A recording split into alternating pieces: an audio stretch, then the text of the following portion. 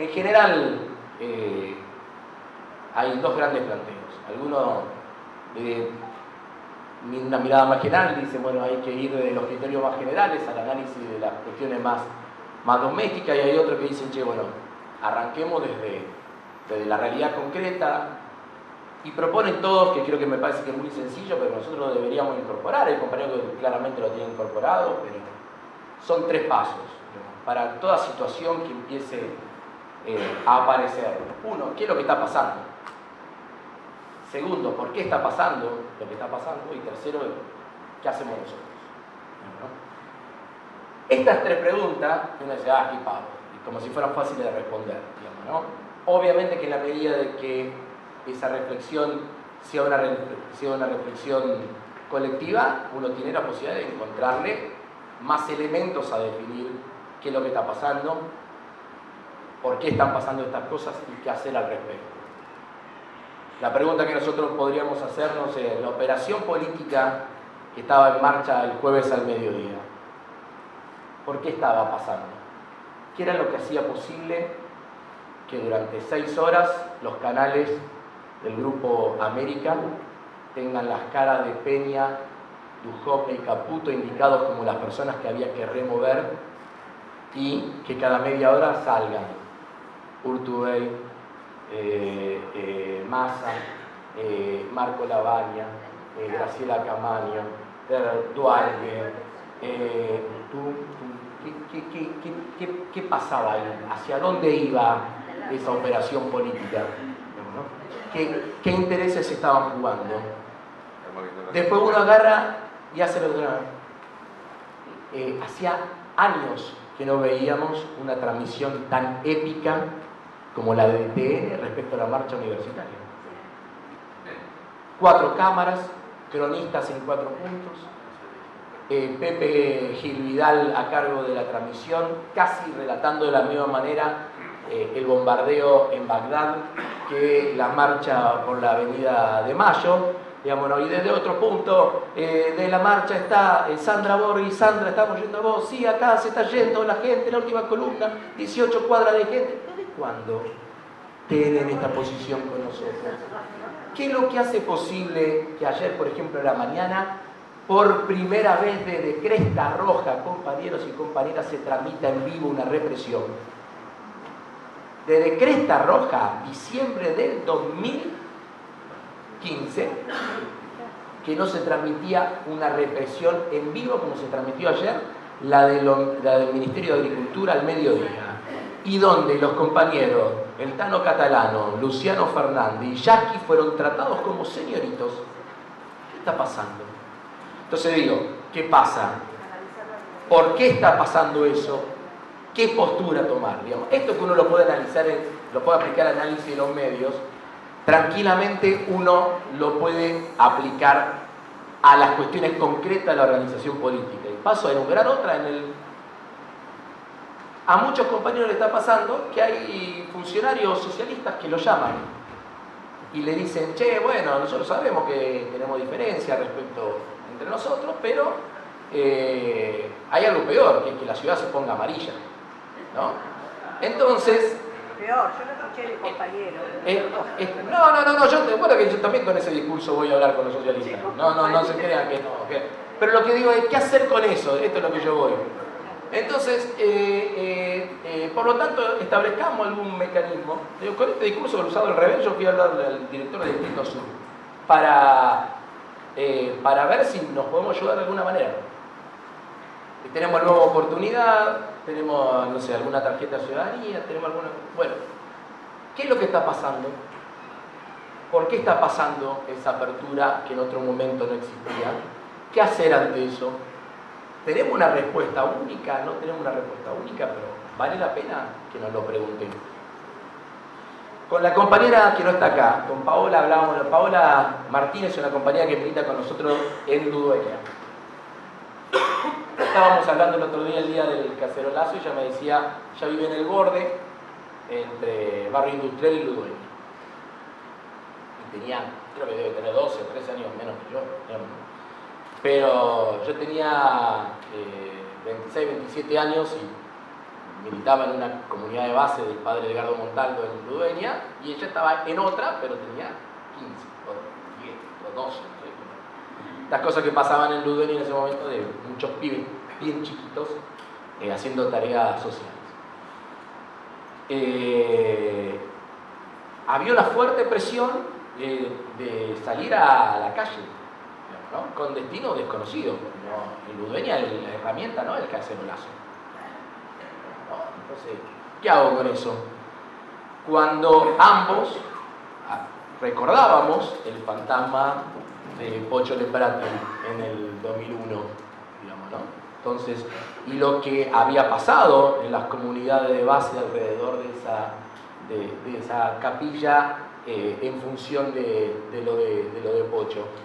Entonces, ¿qué es lo que está pasando? ¿Por qué está pasando esto? ¿Por qué no vienen a buscarme a mí y no a otro? ¿Qué hacer respecto a eso? Digo, un método fácil que nos permite pararnos absolutamente ante cualquier coyuntura, y no sé si vamos a tener la verdad revelada, pero probablemente si logramos colectivizar, sociabilizar algunas reflexiones, o tener menos margen de pifiarla. Me parece que eso sirve también en algunos casos, cuando las situaciones son más tensionantes desde lo personal, arrancar como arrancamos hoy, digamos, ¿no? Arrancar de, che, a nosotros, militantes políticos, ¿qué nos está pasando ante determinada situación? Porque no estamos hablando de una población de la cual nosotros no somos parte. No hablamos sobre un tercero cuando hablamos de la gente. Hablamos de cosas que nos están pasando a nosotros también. La gente no llega a fin de mes, nosotros no llegamos a fin de mes. La gente no aguanta más los tarifazos, nosotros no aguantamos más los tarifazos. Ahora uno dice, hay un escalón probablemente en este perfil claramente marcado por distintas procedencias de clase media, digamos, hay gente que le está pasando peor, sin lugar a dudas que le está pasando peor. Pero no es una realidad que nosotros desconocemos, ¿no? Y esto también nos sirve muchas veces como para tratar de no caer en que el pedacito de la realidad que yo veo y que creo que es verdadero, lo absolutizo.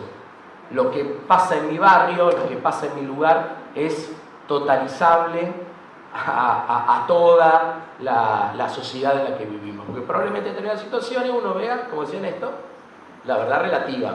No tiene un pedacito de la verdad. Que en la medida que la comparto dentro de la organización política, tengo la posibilidad de llevar adelante un mejor análisis político. No me va a decir que se cortó. Pero bueno, si no...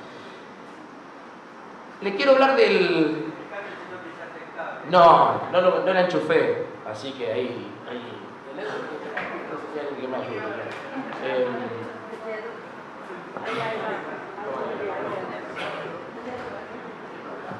No, se me apagó la batería.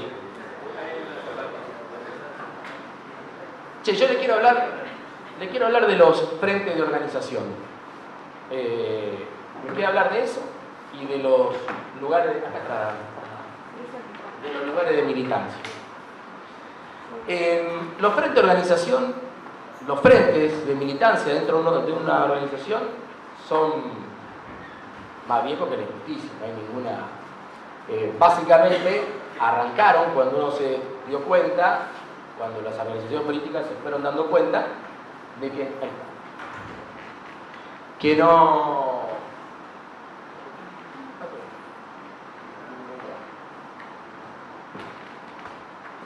que la realidad social, económica, tenía una determinada cantidad de matices que una organización monolítica no podía responder. Entonces que tenía que pensar acciones específicas para sectores específicos. Esto que cuando uno recuerda desde la Revolución Francesa a la Revolución Rusa, a todas tuvieron tranquilamente distinguidos sus distintos espacios de frente de organización. En el peronismo inicialmente el peronismo llegó a tener dos partidos, el Partido Peronista y el Partido Peronista Femenino, pero constituido como partido político. no era una rama. La rama es posterior en términos de organización, pero eran dos partidos y dos sistemas de unidades básicas distintas y dos consejos de unidades básicas distintas, digamos, ¿no? Digo, estas cosas pasó siempre. Nosotros hoy, en general, cuando pensábamos ahora, se quedó con un formato más tradicional, la rama femenina, la rama sindical, la rama la cuestión de los jóvenes, etc. Digamos, ¿no? Pero lo cierto es que hoy la cuestión de los frentes aparece como un desafío renovado, compañeras y compañeros. Porque, hay que decir la verdad, la situación que se está dando es que los niveles de fragmentación que en algún momento hablábamos y de atomización de la sociedad son cada vez más marcados. Y es difícil pensar que una organización pueda responder monolíticamente a una sociedad cada vez más fragmentada y diversa. Ahora, ¿para qué se hace eso?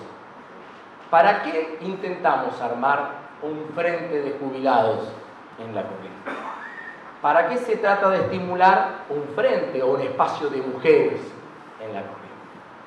¿Para qué se hace, no sé, no llega a ser frente, pero se está hace tiempo conformando un lindo grupo de docentes que están interesados por la cuestión educativa en la corriente? ¿Por qué nacen este espacio que se llama Trabajadores en la Corriente? ¿O por qué dentro de algún tiempo se conformará algún frente de jóvenes o no?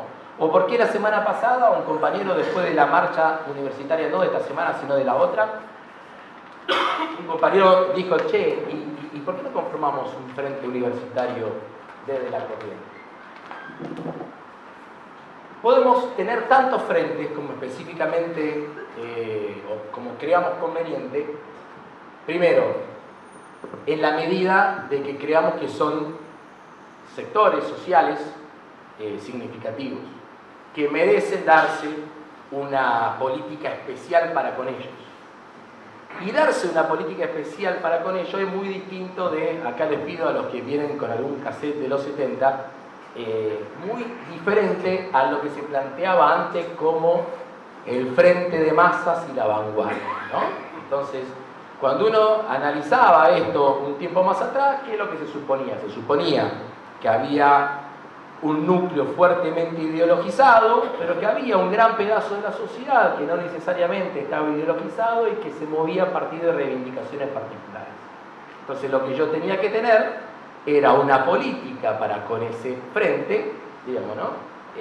Para ese sector de la masa. Fíjense la diferencia que había.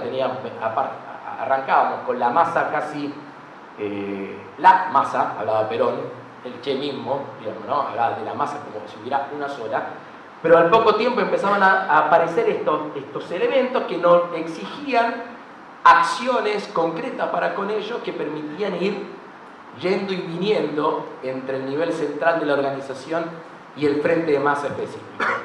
Estamos bastante lejos de todo eso en términos sociales. Estamos inclusive más fragmentados.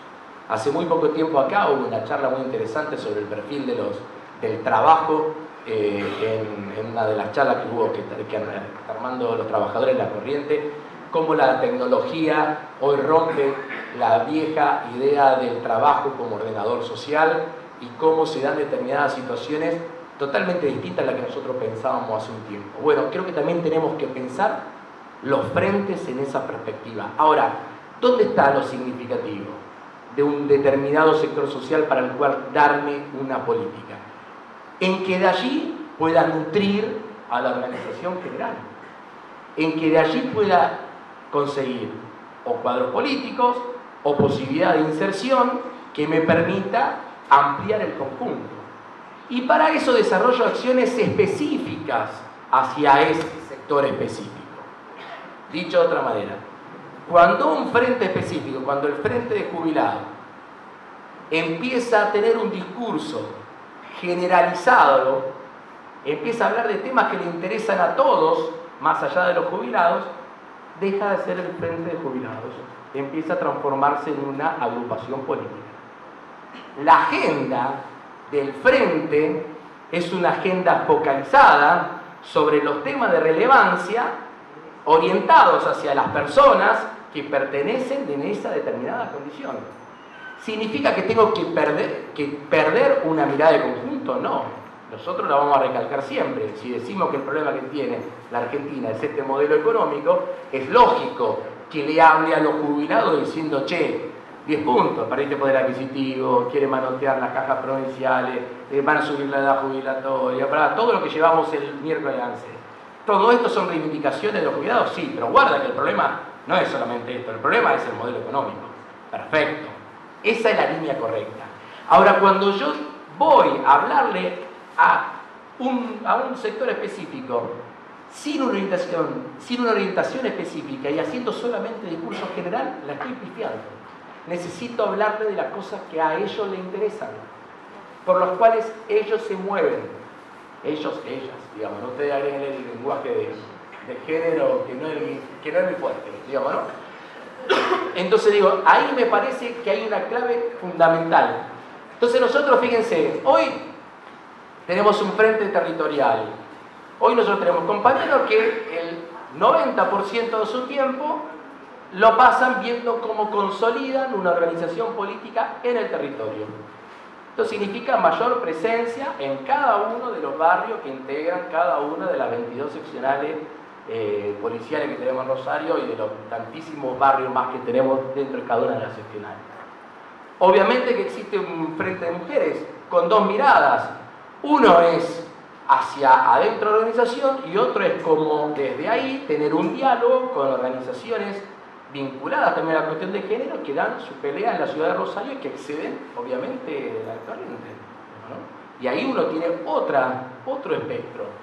Después tengo el frente de jubilados, después tengo trabajadores en la corriente, la correntada cultural. Fíjense esto, se están enterando por acá algunos, pero ayer lo hablé con Eugenio y Eugenio le iba a avisar a Tatín y algunos más. Sí, le aviso a Patricia y que una adelante.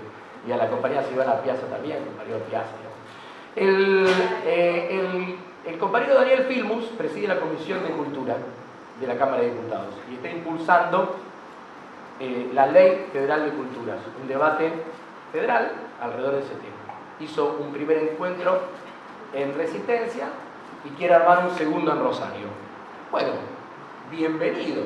Nos permite, no solamente a la correntada, sino a todos a las organizaciones vinculadas al mundo de la cultura dentro de nuestro espectro ideológico, poder armar una actividad que quizá dentro de un mes y medio podamos hacer una movida masiva alrededor del tema de la cultura. Obviamente que existirán críticas de alcance general que tendrán que ver con el modelo o lo que sea, pero yo le voy a ir a hablar al trabajador de la cultura, le voy a hablar a él, digamos, ¿no? Digo, esto no es menor, digamos, ¿no? Son 10 puntos, después se puede discutir, después estamos pensando en una reunión al respecto, digamos, ¿no? Pero esto fue una novedad de ayer a la tarde. Lo hablé con Norma al mediodía. Digo, pero aparecen estas oportunidades que nos potencian la posibilidad de hablarle a un segmento específico.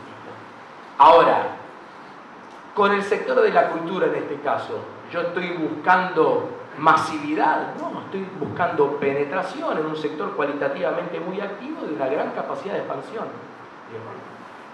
Así como después podré tener otra política con otro sector. Yo le dije que después de la marcha apareció un compañero diciendo ¿por qué no podemos tener un frente universitario?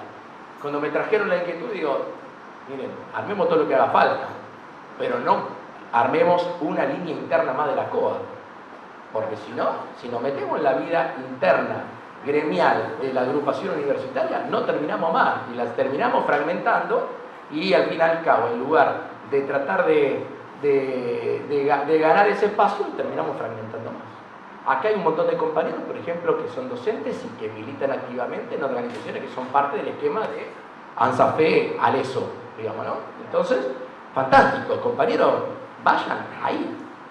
La política que se da la corriente para con el sector docente va por otro lugar, no vamos a hacer gremialismo político, si para eso ya existen las herramientas. Veamos cómo hacemos para poder, de que yo creo que es una de las novedades de este tiempo, que se expresó muy claro en esta última marcha, en la que fue el monumento el otro día, que se movilizó gente que no se venía movilizando. Entonces, y el escenario electoral también nos implica presencia en 230 escuelas en la ciudad de Rosario, 2.200 fiscales en toda la ciudad de Rosario. Entonces, si yo tengo la mayor capacidad de círculos militantes activados en distintos lugares y después armo en la zona una instancia donde esos círculos militantes se coordinen y se ordenen, estoy ahí de tener el esquema electoral del año que viene resuelto. Pero al mismo tiempo le aseguro que nos va a dar una enorme vitalidad, porque la clave pasa por ahí, que cada uno puede ir teniendo el pulso más finito de lo que va pasando alrededor de la casa de cada uno. Me parece que esa búsqueda nosotros no la tenemos que abandonar, que creo que después de la elección del año pasado, medio como que la dejamos ahí, y creo que tenemos que volver sobre eso, y seguir incentivando a tener la mayor cantidad de núcleos compañeros activados en los círculos. Preguntaba vos lo de la mesa. Ahí este es un tema para nosotros importante, porque nosotros hemos definido hace mucho tiempo que es uno de los principales puentes de diálogo con la sociedad en la que tenemos. Que a veces nos sale muy bien y clavamos 17, 18 mesas un fin de semana, otra vez nos sale menos, entonces estamos más cerca de las 8 o 10 mesas. Pero a medida que vamos transitando este camino del año, nosotros vamos a tener que ser más estrictos en tratar de tener una presencia más sistemática en las mesas. Hay compañeros que nacieron con una mesa en una seccional y hoy ya tienen 3 mesas en la misma seccional. Hay compañeros que privilegiaron aunarse varias seccionales y darse una política en el centro, por ejemplo, de presencia en diversos lugares. Hay compañeros que mezclan una mesa militante con el lugar físico donde desarrollan la tarea, entonces pongo la mesa de difusión afuera del local donde habitualmente están nuestras actividades cotidianas. Pero esa mesa es un espacio donde me permite hablar con la gente, no solamente volantear, no somos volanteadores profesionales, somos militantes políticos, estamos buscando excusas para hablar con la gente. Y si el volante ese que tengo no me sirve, tengo que buscar otro. El otro día una compañera con mucho respeto me decía, che, algunos compañeros están haciendo una encuesta. Y me dice, pero hay 2 o 3 formularios distintos. ¿Cómo no lo organizaron? Y yo no sé si lo tenemos que organizar, porque fue el cuestionario que en cada uno de los casos los compañeros sintieron que era el que más les servía. Ahora, puede ser, efectivamente, que puede que 2 o 3 seccionales hagan la experiencia de salir a relevar, nos juntemos y decir, che, ¿qué te sirvió, qué no nos sirvió? Y pongamos a disposición una única herramienta para todo el que lo quiera utilizar. Digo, no todo tiene que estar centralizado, organizado el día 1. Lo que sí sería una ridiculez es que si queremos apuntar para adelante, como sé que estamos apuntando, de encuentros vinculados a las problemáticas locales, lo que sea, salgamos a relevar necesidades con 20 herramientas diferentes. Lo ideal sería que tengamos algo que nos permita unificar criterios a la hora de recolectar información. Pero más allá de recolectar la información, lo más valioso de eso es pararse frente a una persona y decirle, buen día, señor, señora, ¿le puedo hacer una encuesta un ratito? Y no me disfrazo de que soy Mora y Araujo. Lo hago en muchos casos, sutilmente, probablemente no con la pechera, pero sí con el pin de la corriente, sí con otra cosa, que se sepa desde qué lugar venimos, digamos, ¿no? Ahí ya notas el rechazo, si se va, si te saca carpiendo, si te responde mal, si te responde bien, si te permite, digo, toda herramienta, todo medio que nos permite en esta etapa hablar mucho con la gente es bienvenido. Se llame volante, se llame recolección de firmas, se llame encuesta, se llame distribución de preservativos, se llame timbreo, se llame como quiera, digamos, ¿no? Pero creo que tenemos que multiplicar las excusas. Tenemos que multiplicar las excusas. En esta etapa, hay, antes, pasado de largo, una de las críticas que hacía Mao a la hora de plantear la organización era no caer en la subjetividad, digamos, ¿no? Como todo, quería tratar de buscarle él criterios objetivos de que las cosas son de una determinada manera. Después, el análisis de las contradicciones, la objetividad se le podría un poquito más. Pero bueno, mientras tanto decía, guarda con nosotros, porque analizamos determinadas situaciones. Una cosa es que el criterio es el mío, militante político, y otro es también lo que puedo ir hablando con la gente. ¿Qué opina la gente de los cuadernos? Hoy yo pregunto y todos podemos tener una opinión. Por esa opinión refleja lo que yo siento, lo que yo escucho, lo que yo hablé con la gente, lo que yo escuché que dice la encuesta. ¿Qué refleja esa posición? Olvídate de los cuadernos, salí de cualquier otro tema y vamos a hablar, ¿se van antes o no se van antes? Estas reflexiones de todos los días. ¿Se van antes o no se van antes? Es lo que opinamos nosotros, es lo que escuchamos cuando hablamos con la gente. A la gente con la cual hablamos, ¿qué gente es? ¿Pertenece a nuestro círculo militante o va más allá de eso? Si nosotros tenemos la posibilidad de tener muchos sensores, las vamos a pifiar menos políticamente. Las vamos a pifiar mucho menos políticamente. Y más en este momento. Así que, compañeros y compañeras, yo creo que hay múltiples herramientas. La última de las ferias, que en algunos lugares, por ejemplo en la 16, ya se transformó en una actividad de rutina y que creo que la octava va camino hacia eso también, en algún momento. Pueden aparecer esas acciones que yo sé que sostenidas en el tiempo, en el mismo lugar, siempre haciendo lo mismo, cada vez que la hago, tengo un proceso de acumulación creciente, donde esta vez lo hago, la próxima vez me va mejor, la otra me va mejor y me empieza a aparecer otro tema y la gente ya viene sola y lo que al principio eran 4 gatos que tenían que andar poniendo, ¿cómo se llama?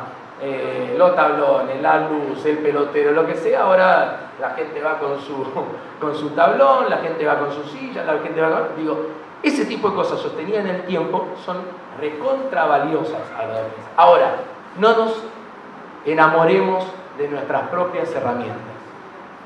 Una herramienta que nos pudo servir en un determinado momento no necesariamente nos sirva en otro. Ahora, no la desactivemos hasta que no tengamos en claro el reemplazo. Yo no sé si esta es una organización que en los próximos diarios va a seguir poniendo mesas militantes. Ahora, sostengamos las mesas hasta que se nos ocurra algo mejor. Y el que crea que tiene algo mejor, propóngalo, digamos, ¿no? Mientras tanto, pongamos las mesas, digamos, ¿no? Y esto vale para este caso o para cualquier otro caso, digamos, ¿no?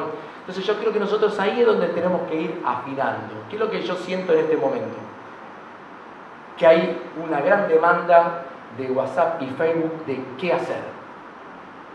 ¿Qué tenemos que hacer? No puede ser que estemos tan quietos. No, tenemos que hacer algo. Estos tipos se tienen que ir antes. Digamos, entonces estamos todo el tiempo en eso, con un grado no de inconformismo, sino, compañeros, compañeras, de insatisfacción con lo que estamos haciendo. Y creo que estamos equivocados. Seamos inconformes, pero estemos profundamente satisfechos de lo que estamos haciendo. Este es un partido que yo no sé cuánto va a durar, pero que no se gana sin una fuerte autoestima de la fuerza política militante. Si yo estoy todo el tiempo diciendo que lo que estoy haciendo no sirve para un carajo, no puedo salir a la calle a militar. Entonces nosotros necesitamos buscar nuevos objetivos, sí, tratar de asumir nuevas cosas, sí, pero no es que no estamos haciendo nada. Esa es una pregunta que se puede hacer al compañero que no participa de una determinada organización, una determinada instancia orgánica. A ese compañero, así como hablaba Albertito antes, llamémoslo a que participe. ¿Qué es lo primero que tienes que hacer? Participar. ¿Qué es lo primero que tienes que hacer? Y yo creo que va a ser tan fuerte en los próximos meses el proceso de deterioro social, compañeros, compañeros, que acá voy cerrando porque me quedan 10 minutos. Yo les quiero decir cuál es, para mí, el principal problema que van a tener nuestras organizaciones. Todas, pero especialmente la nuestra. Todas las realidades son distintas. Cualquier comparación con el 2001, compañero o compañera de caprichosa, como imagen, el helicóptero es fantástica, pero nada de lo que pueda pasar el próximo tiempo probablemente tenga que ver con eso, sino que va a salir por otro lado. Otros compañeros ya están diciendo, bueno, no, esto no es el 2001, esto es el 89. También tengo mis dudas sobre ese tipo de análisis tan sencillo, digamos, ¿no? Pero independientemente de lo que pase, va a haber un común denominador entre aquel 89 entre aquel 2001 y este 2018, que es un fuerte sentimiento de desánimo, de desaliento, de desesperanza en la gente. Uno dice, ¿es mayoritario? Todavía no. ¿Por qué ese sentimiento no es mayoritario? Porque existen dos cosas que atenúan cualquier cosa que pasa en la política hoy, que es el kirchnerismo y el antikirchnerismo. El kirchnerismo y el antikirchnerismo hace que cualquier fenómeno que pase afuera del kirchnerismo y el antikirchnerismo sea solamente para la mitad de la gente. Porque la mitad de la gente en general está perfectamente contenida en esta disputa del kirchnerismo y antikirchnerismo. ¿Se sienten? Nosotros, a ver, digo, nosotros nos sentimos bien en ese lugar, digamos, ¿no? Nosotros no tenemos crisis de representación. Nosotros nos sentimos perfectamente representados con Cristina, sabemos a qué personas escuchamos con mayor respeto, nosotros tenemos la posibilidad de tener a Agustín, de tener a Leandro, a Norma, a Roberto, digamos, ¿no? Nosotros no tenemos un problema de crisis de representación. Lo veo a Iván, lo tenemos a jefe de organizaciones amigas, a Carlos Heller, nosotros sabemos a quién buscar, dónde buscarlo, a quién seguir y dónde sentirnos representados. Ahora, lo mismo pasa en el otro extremo. En el otro extremo puede ser que ya la palabra de Macri esté mucho más devaluada de lo que pensamos.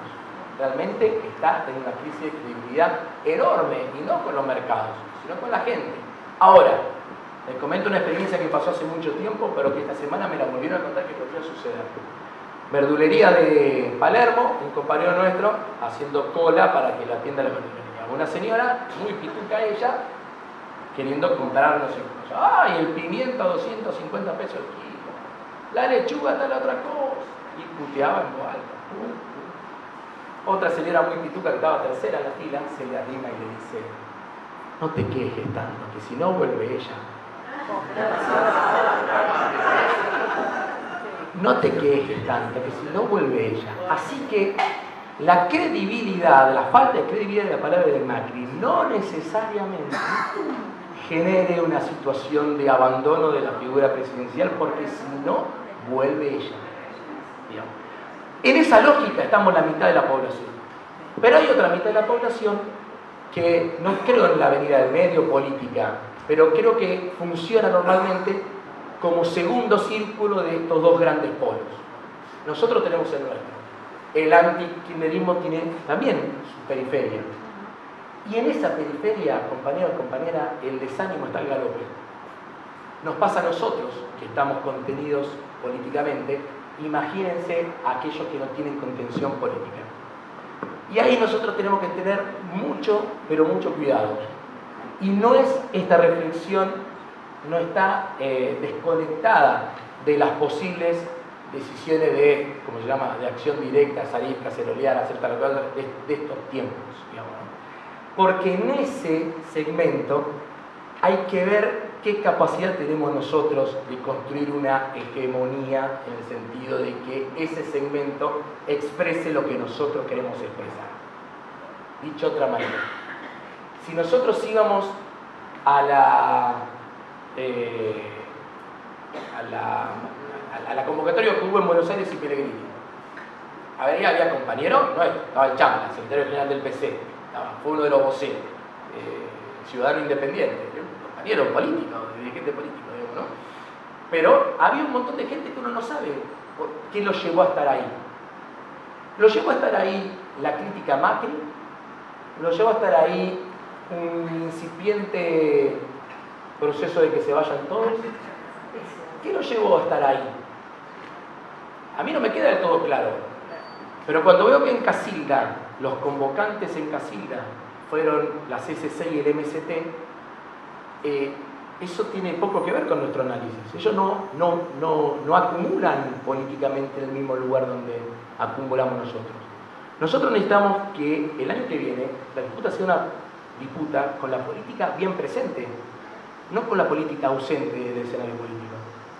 Entonces digo, también en estas cosas que van pasando, en esta pequeña microhistoria, y esto sirve para el cacerolazo, sirve para la manifestación de las personas con discapacidad o de las organizaciones vinculadas a personas con discapacidad, sirve para el reclamo de los clubes por el tarifazo, le sirvió a los compañeros de la multisectorial, que de un montón de convocatorias decidieron no participar porque la lectura era que el punto de acumulación era distinto al que yo llevaba. Digo, creo que es un momento a tener muy en cuenta lo que está pasando en términos de sensibilidad social respecto a esto. Yo quiero terminar, compañero, diciéndole esto. Creo que tenemos una enorme oportunidad como organización militar. Lo decimos siempre, tenemos una gran cantidad de compañeros comprometidos, con una mirada ideológica muy clara, que no lo tenemos que convencer. Perón, cuando abre la escuela superior peronista, y de allí surge conducción política, dice: este no es un ámbito para convencerlos de que se hagan peronistas, ustedes ya son peronistas, acá se trata de ampliar, digamos, ¿no? Nosotros podemos decir exactamente lo mismo, acá no tenemos que convencer a nadie ideológicamente, acá estamos todos convencidos ideológicamente. El tema es cuál es el próximo paso, y creo que ese próximo paso nosotros tenemos una enorme oportunidad de ser la fuerza militante que más convoque cuantitativamente y que mejor organice cuantitativamente. Que más convoque